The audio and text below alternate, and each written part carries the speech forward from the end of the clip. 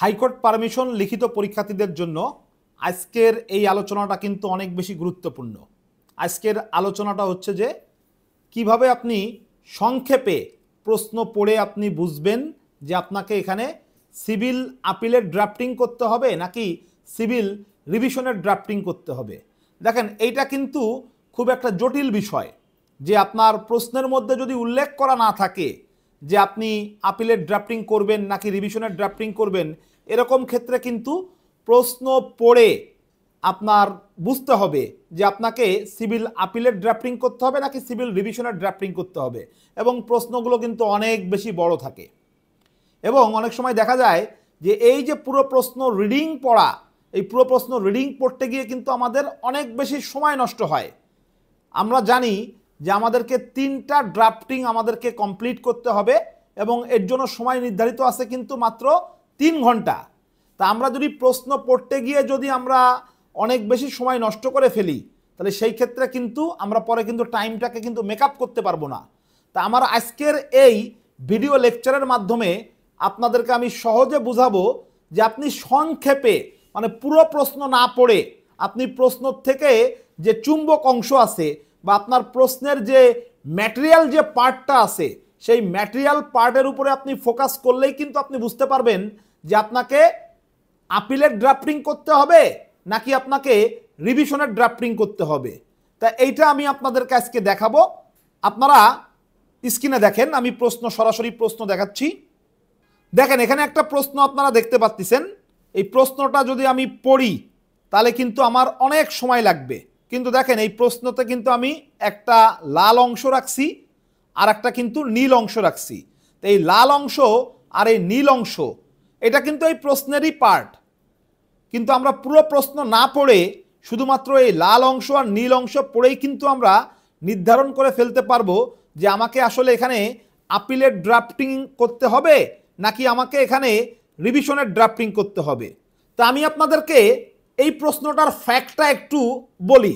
আমরা আজকে প্রায় 10 থেকে 12টা মতো প্রশ্ন আলোচনা করব এবং আমরা পুরো প্রশ্ন না পড়ে কিন্তু আমরা শুধু চুম্বক অংশ দেখেই কিন্তু আমরা নির্ধারণ করে ফেলবো যে আমাদেরকে আপিলের ড্রাফটিং করতে হবে নাকি রিভিশনের ড্রাফটিং করতে হবে। এই প্রশ্নে আপনার বাদী P say A B C এর বিরুদ্ধে সে কি করছে, চুক্তির সুনির্দিষ্ট কার্য সম্পাদনের একটা মামলা করছে। মূলত পির সাথে সি এর একটা চুক্তি ছিল। পি সির কাছ থেকে 40 কোটি টাকা দিয়ে একটা জমি ক্রয় করবে এবং পি 20 কোটি টাকা আর্নেস্ট মানি হিসেবে কিন্তু সিকে দিয়ে দিছে। পরবর্তীতে সি পিকে জমি বুঝাই দেয় না এবং সি কি করে, এ আর বির কাছে ওই জমিটা বিক্রি করে দেয়। তা তখন পি এ বি এবং সি এর বিরুদ্ধে মামলা করে। এই মামলাতে সি কিন্তু কন্টেস্ট করে না, এ আর বি তারা রিটেন স্টেটমেন্ট দেয় এবং এ আর বি রিটেন স্টেটমেন্টে যে যুক্তি দেখায় সেটা হচ্ছে যে এ আর বি ওই চুক্তির কোনো পক্ষ ছিল না। কোন চুক্তি? পি আর সি এর মধ্যে যে চুক্তি সংগঠিত হয়েছিল সেই চুক্তির কোনো পক্ষ কিন্তু এ আর বি ছিল না। সুতরাং পি এ এবং বি এর এগেইনস্টে চুক্তির সুনির্দিষ্ট কার্য সম্পাদনের ডিক্রি পাওয়ার অধিকারী না এবং সি এর বিরুদ্ধেও সে চুক্তির সুনির্দিষ্ট কার্য সম্পাদনের ডিক্রি পাওয়ার অধিকারী না, কেননা সি অলরেডি ওই প্রপার্টিটা কি করছে, এ এবং বি এর কাছে ট্রান্সফার করে দিছে। তা আদালত এ আর বি এর এই আর্গুমেন্টে সন্তুষ্ট হয় এবং পি এর যে মামলা সেই মামলা খারিজ করে দেয় এবং সেই খারিজের যে রায় সেই রায়ের উপরে আদালত কি করে, ডিক্রি দিয়ে দেয়। এখন পি আপনার কাছে আসছে, আপনি একজন অ্যাডভোকেট, আপনি পিকে পরামর্শ দিবেন যে এখানে আপিলের ড্রাফটিং করতে হবে নাকি রিভিশনের ড্রাফটিং করতে হবে। এখন আপনারা আবার স্ক্রিনে চলে যান, দেখেন যে এই যে এই প্রশ্নটা যদি আমরা ওয়ার্ড বাই ওয়ার্ড যদি পড়ি তাহলে কিন্তু আমাদের পড়তে অনেক সময় লাগবে এবং আমি যে ফ্যাক্টটা আপনাদেরকে বললাম এই পুরো ফ্যাক্টটা কিন্তু পড়ার দরকার নাই আমাদের এটা বোঝার জন্য এই ঘটনাটিতে আপিল করতে হবে নাকি রিভিশন করতে হবে। দেখেন, আমরা যদি এই ফ্যাক্টের একেবারে চুম্বক অংশের মধ্যে চলে যাই দেখেন আপনারা চুম্বক অংশ দেখতে পাচ্ছেন, আমি প্রত্যেকটা ফ্যাক্টরি চুম্বক অংশ আপনাদেরকে শুধু দেখাবো। দেখেন এখানে চুম্বক অংশ বলতে আমরা মূলত কি বোঝাচ্ছি, আদালত এখানে কি রায় দিছে এটাই কিন্তু আমরা এখানে বোঝাচ্ছি। দেখেন, the learned trial court relying on the arguments advanced by the defendants dismissed the suit on 3/3/2022 following by signing of decree on 10/3/2022। তাহলে লার্নেড ট্রায়াল কোর্ট কি করছে, ডিফেন্ডেন্টের আর্গুমেন্টের উপরে বেস করে সে বাদীর এই মামলা খারিজের রায় দেয় এবং সেটার উপরে ডিক্রি দেয়। তাহলে সহজ কথা হচ্ছে যে এখানে লার্নেড ট্রায়াল কোর্ট ডিক্রি দিছে এবং এই ডিক্রিটা কার এগেইনস্টে দিছে, এই ডিক্রিটা কিন্তু বাদীর এগেইনস্টে দিছে। তাহলে যেহেতু ডিক্রি দিছে সেহেতু আমাদের এখানে কি করতে হবে, আমাদের এখানে কিন্তু আপিল করতে হবে। দেখেন এখানে কিন্তু আপনাকে কিন্তু প্রশ্নে কিন্তু উল্লেখ করে দিইনি। দেখেন প্রশ্নের মধ্যে আপনাকে বলতেছে কি, suggest P the next course of action for remedy against the aforesaid judgment and decree as per relevant laws and prepare a draft to that effect for presentation in the appropriate court। তাহলে এখানে P K suggest করতে বলতেছে যে P এর next course of অ্যাকশনটা কি হওয়া উচিত। P কি এখানে আপিল করবে নাকি রিভিশন করবে? দেখেন আপনাদের সুবিধার্থে কিন্তু আমরা বাংলাটাও দেখাতে পারি, কিন্তু আমি আর ডিটেলসে যাচ্ছি না। দেখেন আমরা অ্যান্সারটা প্রথমে কি লিখবো, আমরা ড্রাফটিংটা রেডি করার পূর্বে আমাদেরকে সংক্ষেপে কি করতে হবে, আগে অ্যান্সারটা একটু লিখে নিতে হবে। In light of the above mentioned incident it is evident that an appeal should be drafted. Accordingly my considered advice to the plaintiff P is to proceed with the preparation and filing of the appeal.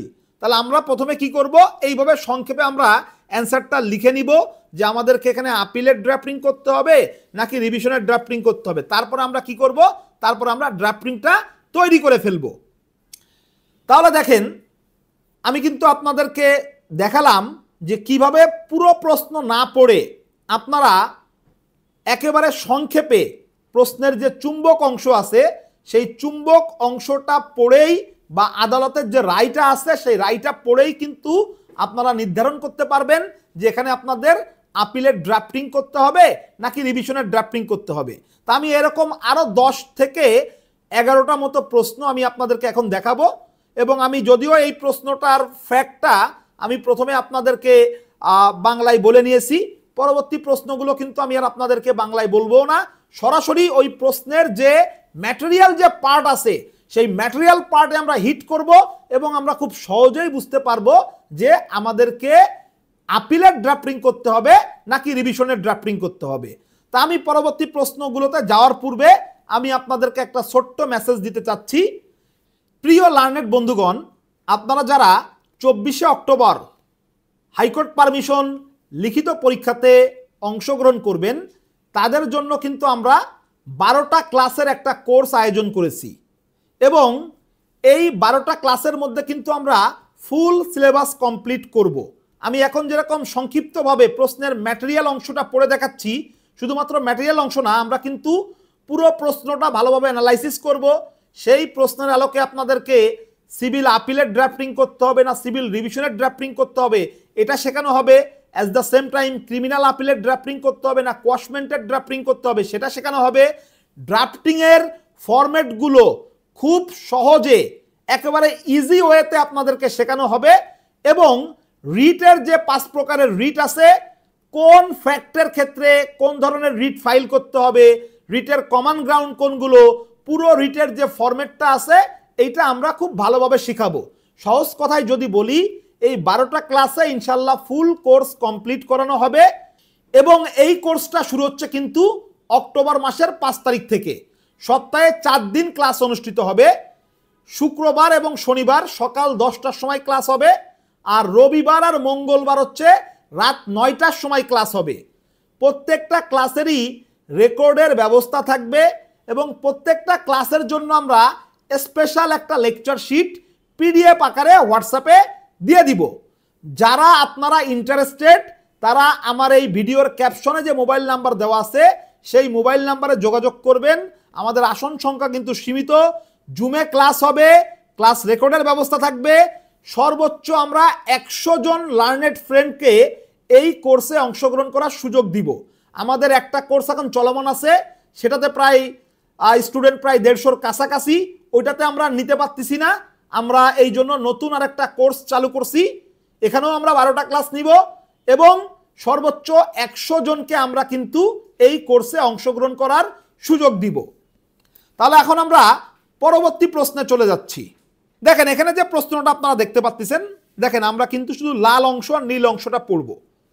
পুরো প্রশ্ন আমার পড়ে পরীক্ষার হলে সময় নষ্ট করার কোনো দরকার নেই। আমি সংক্ষেপে বুঝতে পারবো আদালতের সিদ্ধান্ত দেখে যে এখানে আমাকে আপিলের ড্রাফটিং করতে হবে না রিভিশনের ড্রাফটিং করতে হবে। দেখেন, দ্য লার্নেড জয়েন্ট ডিস্ট্রিক্ট জাজ vide order dated 2/8/2023 rejected the application for amendment accepting the arguments advanced by the defendant। খেয়াল করতে হবে কিন্তু লার্নেড জয়েন্ট ডিস্ট্রিক্ট জাজ সে এখানে কি করছে, তার আদেশের মাধ্যমে rejected the application for amendment, তার মানে কি আরজি সংশোধনের যে দরখাস্ত সেটা নামঞ্জুর করে দিছে। তাহলে এখন আমাদেরকে জানতে হবে যে আরজি সংশোধনের যে দরখাস্ত সেটা যদি নামঞ্জুর করে দেয় তাহলে সেটার বিরুদ্ধে আমাদের প্রতিকার কি। দেখেন, আরজি সংশোধনের দরখাস্ত নামঞ্জুর করলে এটা হচ্ছে একটা আপিল অযোগ্য আদেশ, তার মানে আমাদেরকে এখানে কি করতে হবে, রিভিশন করতে হবে। আরেকটা কথা বলে রাখি, আরজি সংশোধনের দরখাস্ত মঞ্জুর করুক সেটাও কিন্তু আপিল অযোগ্য আদেশ, না মঞ্জুর করলেও সেটাও কিন্তু আপিল অযোগ্য আদেশ। অনেক সময় কিন্তু প্রশ্নে এখানে থাকতে পারে যে লার্নেড জয়েন্ট ডিস্ট্রিক্ট জাজ সে কি করছে, সে হচ্ছে এই আরজি সংশোধনের দরখাস্ত মঞ্জুর করছে, তা সেটাও কিন্তু কি হবে, সেটাও কিন্তু রিভিশন হবে। তাহলে কোন ক্ষেত্রে আপনারা আপিলের ড্রাফটিং করবেন এবং কোন ক্ষেত্রে আপনারা রিভিশনের ড্রাফটিং করবেন এটা বুঝতে গেলে আপনাদেরকে মূলত যে জিনিসটা বুঝতে হবে সেটা হচ্ছে যে অ্যাপিলেবল অর্ডারগুলো আপনাদেরকে মনে রাখতে হবে। এখন প্রশ্ন হচ্ছে যে অ্যাপিলেবল অর্ডার তো অনেকগুলো, অর্ডার 43 রুল 1-এই প্রায় 25টা মতো অ্যাপিলেবল অর্ডারের কথা বলা আছে। এখন সবগুলো অ্যাপিলেবল অর্ডার কি আমার মনে রাখতে হবে কিনা, উত্তর হচ্ছে যে না, সবগুলো অ্যাপিলেবল অর্ডার আপনাকে মনে রাখতে হবে না। আপনি 10টা অ্যাপিলেবল অর্ডার যদি মনে রাখেন তাহলে কিন্তু কি হবে, তাহলে কিন্তু আপনি খুব সহজেই কিন্তু বুঝতে পারবেন যে আপনাকে আপিলের ড্রাফটিং করা লাগবে না রিভিশনের ড্রাফটিং করা লাগবে। এই 10টা অ্যাপিলেবল অর্ডার আমি ভিডিওর শেষ অংশে আমি বলে দিচ্ছি। তাহলে আমরা এখানে কি দেখলাম, আমরা এখানে দেখলাম যে এখানে রিভিশন ফাইল করতে হবে। দেখেন এখানে আমরা অ্যান্সারটাও দিয়ে দিছি। আপন consideration of the above mention facts it is evident that a revision petition is required to be drafted and filed. Accordingly, my respectful advice to the plaintiff P is to take necessary steps for such drafting and filing. তাহলে এখানে আমাদের রিভিশনের ড্রাফটিংটা ready করতে হবে। এটা প্রথমে আমাদেরকে answer লিখে নিতে হবে, তারপরে আমরা কি করব, রিভিশনের ড্রাফটিংটা রেডি করে ফেলবো। পরের প্রশ্নে চলে যাচ্ছে আমরা। দেখেন পরের প্রশ্ন আমরা দেখেন পুরো প্রশ্ন আমরা পড়ব না, আমরা জাস্ট চুম্বক অংশটা আমরা পড়ব। লার্নেড অ্যাসিস্ট্যান্ট জাজ rejected the application ফাইলড under section 151 of the code of civil procedure. তাহলে লার্নেড অ্যাসিস্ট্যান্ট জাজ সে কি করলো, 151 ধারার অধীনে যে দরখাস্ত দেওয়া হয়েছে লার্নেড অ্যাসিস্ট্যান্ট জাজ সেই দরখাস্ত কি করছে, রিজেক্ট করে দিছে। তাহলে এখন 151 ধারার অধীনে দরখাস্ত রিজেক্ট করলে এটা কি আপিল যোগ্য আদেশ নাকি আপিল অযোগ্য আদেশ, এটা আমাদেরকে বুঝতে হবে। এটা হচ্ছে কি আপিল অযোগ্য আদেশ। তাহলে এখানে আমরা কি করব, লার্নেড অ্যাসিস্ট্যান্ট জাজের এই আদেশের বিরুদ্ধে আমরা রিভিশন ফাইল করব কার কাছে, জেলা জজের কাছে রিভিশন ফাইল করব। দেখেন এখানে জেলা জজের কাছে কিন্তু রিভিশন ফাইল করা হয়েছে। আপনারা আবারও দেখেন আমি পড়তেছি, লার্নেড অ্যাসিস্ট্যান্ট জাজ rejected the application filed under section 151 of the Code of Civil Procedure 1908, holding the view that the order dated 20/9/2018 accepting the Advocate Commissioner's report of the local investigation being an appealable order, the application is not maintainable. The Learned District Judge Noakhali also upheld the order of the Learned Assistant Judge. তাহলে আমি সহকারী জজ আদালতের যে আদেশ, সেই আদেশটা ছিল appeal অযোগ্য আদেশ। এই জন্য আমি রিভিশন ফাইল করছি কার কাছে? জেলা জজের কাছে করছি। জেলা জজ রিভিশনের মামলাতে সেই সেম রায় দিছে, তাহলে আমাকে এখানে কি করতে হবে? সেকেন্ড রিভিশন ফাইল করতে হবে। আপনাদেরকে মনে রাখতে হবে, যখন সহকারী জজ আদালত অথবা যুগ্ম জেলা জজ আদালতের বিরুদ্ধে আমি ফার্স্ট রিভিশনটা দায়ের করে ফেলবো জেলা জজ আদালতের কাছে, তখন জেলা জজ আদালত ওই রিভিশন মামলাতে যে রায় দিবে সেই রায়ের বিরুদ্ধে আমরা কি করব? আমরা সেকেন্ড রিভিশন দায়ের করব 115 সাবসেকশন 4 অনুযায়ী হাইকোর্টের কাছে। দেখেন পরের প্রশ্নে চলে যাব আমরা। পরের যে প্রশ্ন আপনারা দেখেন, এই যে দেখেন আমরা জাস্ট সম্পূর্ণ প্রশ্ন কিন্তু আমরা পড়তেছি না, আমরা শুধু কিন্তু এই যে আপনার লাল অংশটুকু আমরা পড়তেছি। By order dated 22/2/2023 the learned joint district judge allowed the petition and rejected the plaint। দেখেন উত্তর কিন্তু এখানে আমরা পেয়ে গেছি। By order dated 22/2/2023 the learned joint district judge কি করছে? allowed the petition, ডিফেন্ডেন্টের পিটিশন অ্যালো করছে, and rejected the plaint। কিভাবে বুঝলাম যে ডিফেন্ডেন্টের পিটিশন অ্যালো করছে? কারণ সে কি রায় দিছে? সে রিজেক্টেড করে দিছে প্লেইনটাকে, তার মানে রিজেকশন অফ প্লেইন্ট হয়েছে এখানে। তাহলে রিজেকশন অফ প্লেইন্ট কি?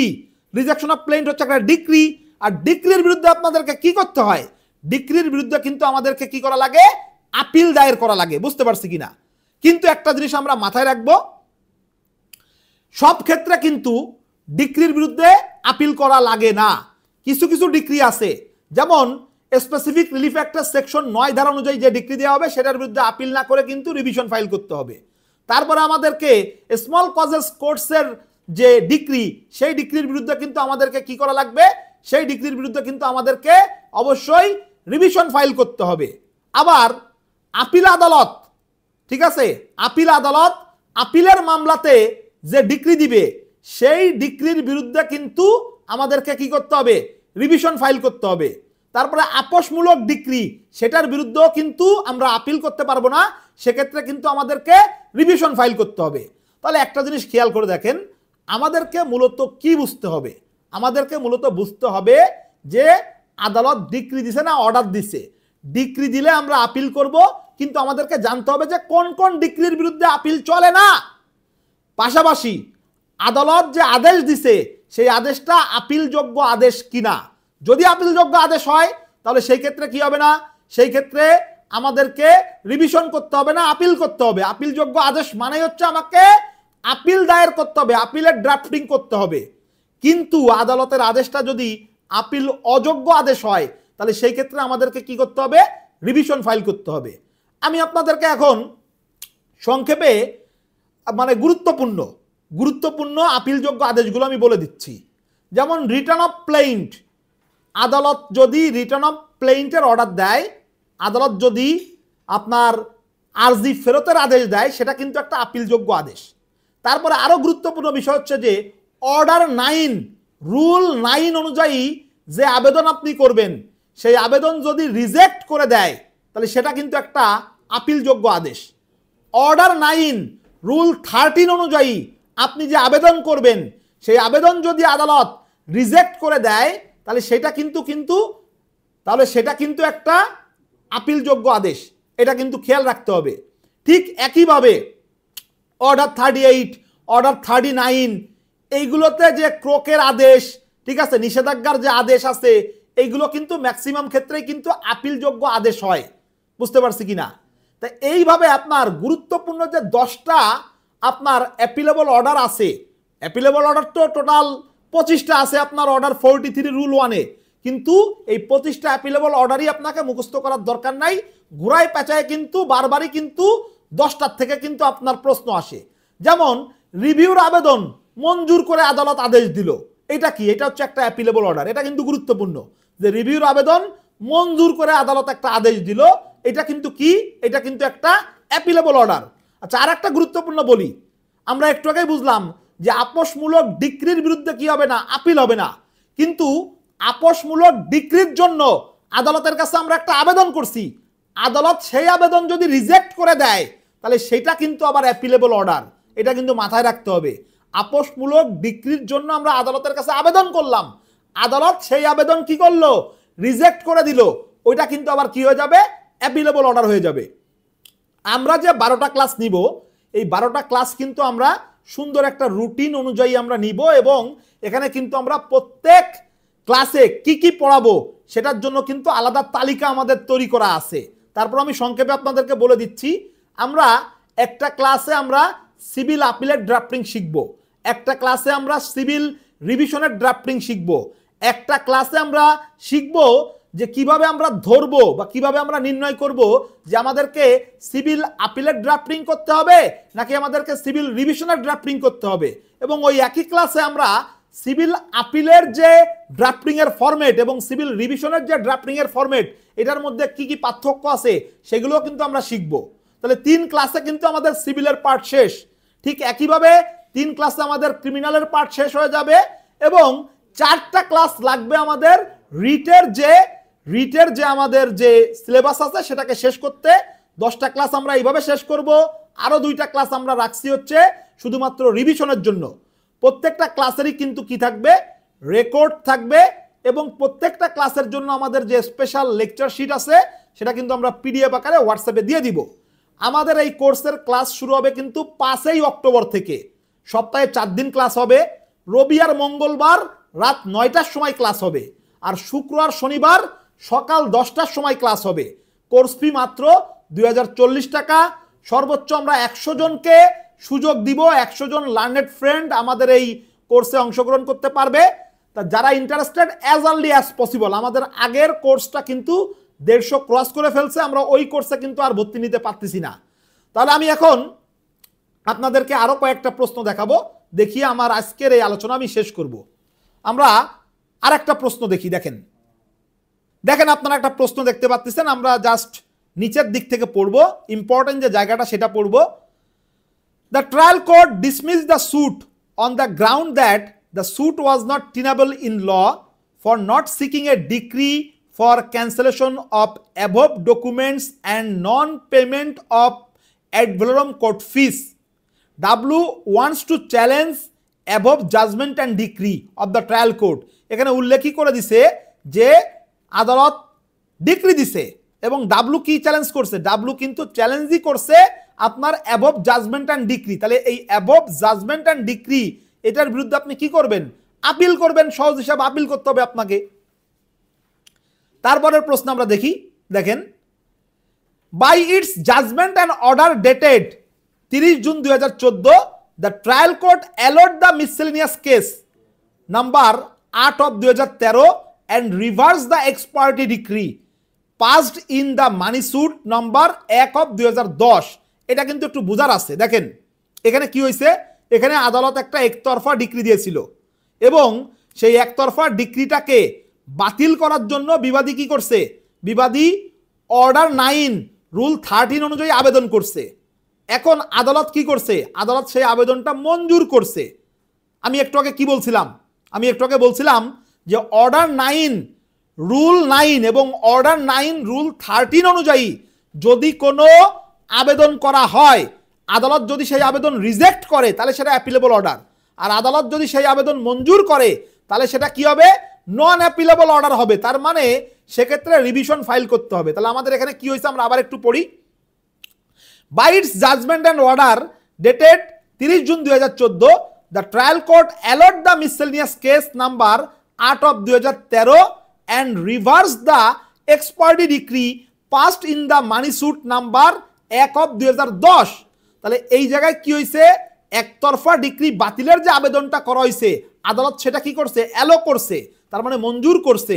মঞ্জুর করলে আমাদেরকে কি করতে হবে, রিভিশন ফাইল করতে হবে।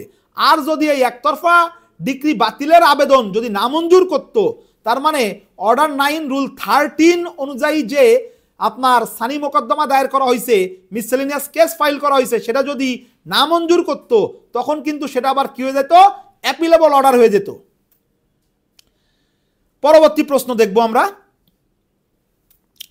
দ্য লার্নার জয়েন্ট ডিস্ট্রিক্ট জাজ by his impugned judgment dated 3rd August 2005 decreed the suit on contest. তাহলে উল্লেখই করে দিল যে লার্নার জয়েন্ট ডিস্ট্রিক্ট জাজ কি দিছে, ডিক্রি দিয়ে দিছে, against the অ্যাফ্রোসাইট judgement passed by the learned joint district জাজ, করিম filed an appeal in the court of district জাজ। তাহলে আমরা এখানে কিন্তু বুঝে গেছি দ্য লার্নেড জয়েন্ট ডিস্ট্রিক্ট জাজ সে কি করছে, সে ডিক্রি দিছে, এবং এই লার্নেড জয়েন্ট ডিস্ট্রিক্ট জাজের ডিক্রির বিরুদ্ধে করিম আপিল করছে কার কাছে, জেলা জজের কাছে আপিল করছে।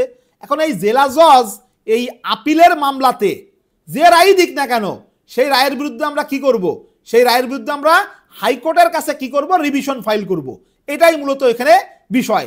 তারপরে এখানে দেখেন, এখানে কিন্তু বলেও দিছে যে Rahim approached you to prefer a revision case, মানে এখানে উল্লেখ করে দিছে।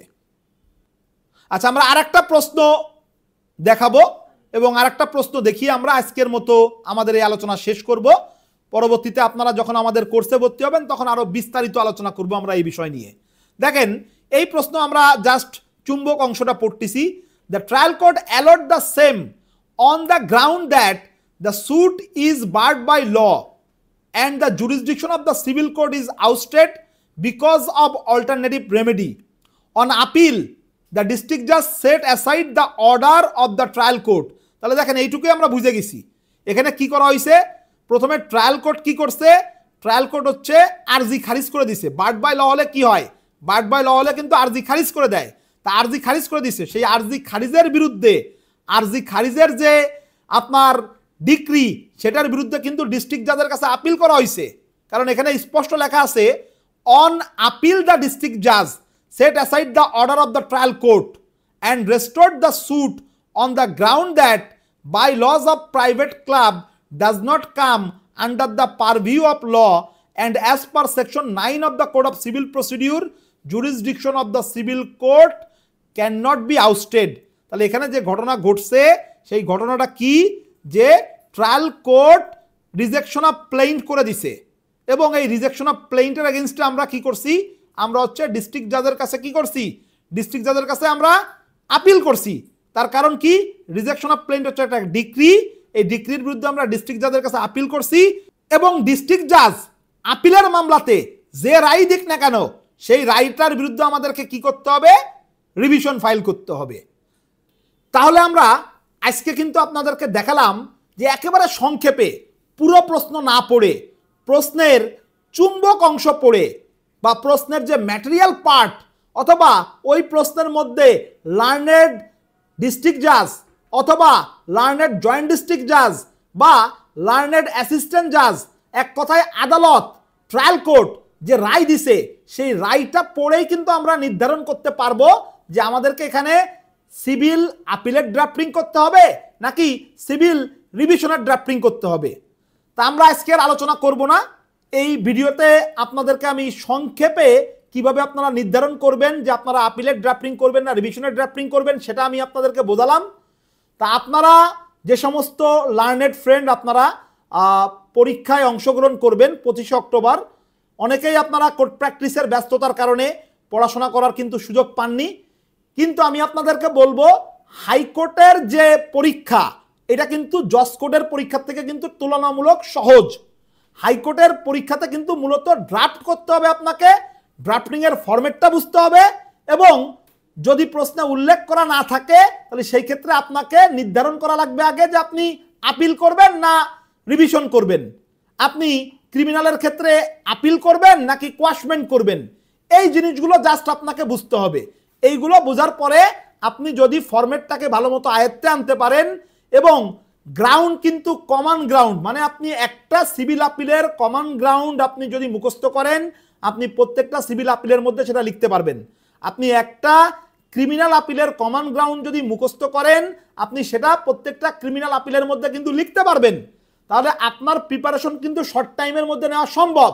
আর যেহেতু এখনো প্রায় 20 থেকে 25 দিন মতো টাইম আছে, তাই এই 20 থেকে 25 দিন টাইম যদি ভালোভাবে প্রিপারেশন নেন তাহলে কিন্তু খুব সহজেই একটা ভালো প্রিপারেশন নিয়ে কিন্তু পরীক্ষায় পাশ করা সম্ভব। আল্লাহ যদি সহায় হয় খুব সহজেই আপনারা কিন্তু পাশ করতে পারবেন। আমাদের যে 12টা ক্লাস, এই 12টা ক্লাসের প্রথম ক্লাস শুরু হবে হচ্ছে 5 অক্টোবর, এবং 18 অক্টোবরের মধ্যে আমরা এই কোর্স শেষ করে দিব। 18 অক্টোবরের মধ্যে আমরা এই কোর্স শেষ করে দিব। তার মানে আপনারা কিন্তু আমাদের এই কোর্স শেষ হওয়ার পরে আরও 1 সপ্তাহ টাইম পাবেন নিজেদের মতো করে প্রিপারেশন নেওয়ার। তা যারা এই কোর্সে অংশগ্রহণ করতে ইন্টারেস্টেড তারা আমাদের এই ভিডিওর যে ক্যাপশনে যে মোবাইল নাম্বার দেওয়া আছে এই নাম্বারে যোগাযোগ করে 2040 টাকা বিকাশে সেন্ড মানি করে ভর্তি কনফার্ম করবেন। তাহলে আজকের মতো বিদায় নিচ্ছি, সবাই ভালো থাকুন, ধন্যবাদ সবাইকে।